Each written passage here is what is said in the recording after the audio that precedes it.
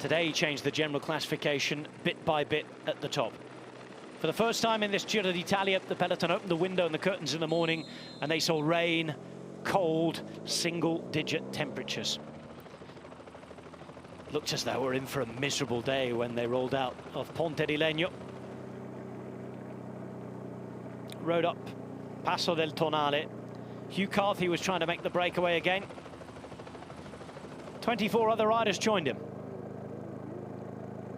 Mari van Sevenen, Rein Tarame, Jan Hirt, the winner 24 hours previous, Koen Bouwman, Santiago Buitrago and Mathieu van der Poel. Usual suspects in this Giro.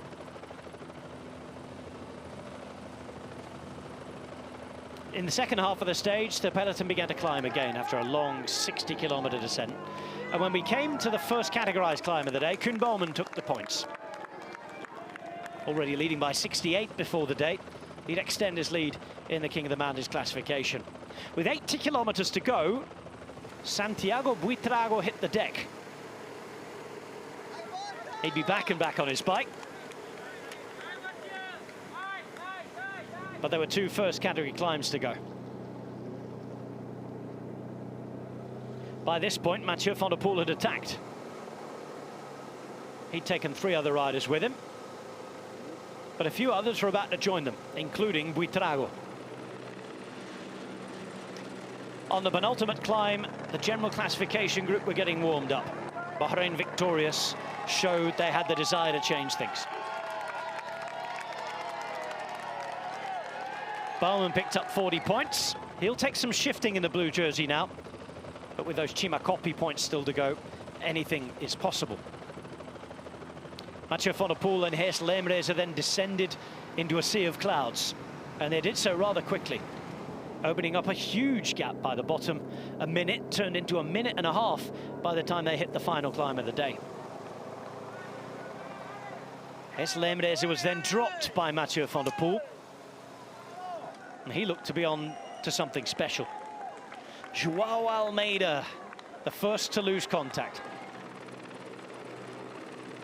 Well, Poel's put in a special performance.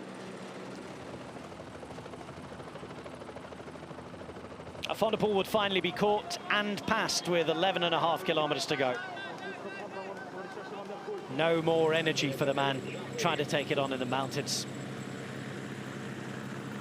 Richie Porte tried to launch Richard Carapaz. That did for Wilco Kelderman, an isolated Jai Hindley. And it was then Mikel Landa's turn to see if he could distance anybody. They did for Almeida, Nibali and the rest in the GC. But Hindley was still there with Carapaz. And Landa's teammate Buitrago, attacking over the top with 8 kilometres to go, would put time into Leemreize and break the young Dutchman's heart. Another 22-year-old, a Colombian in his first Giro, the youngest ever Colombian stage winner in this race's history. Behind a bit of a gap to Landa, just 3 seconds really.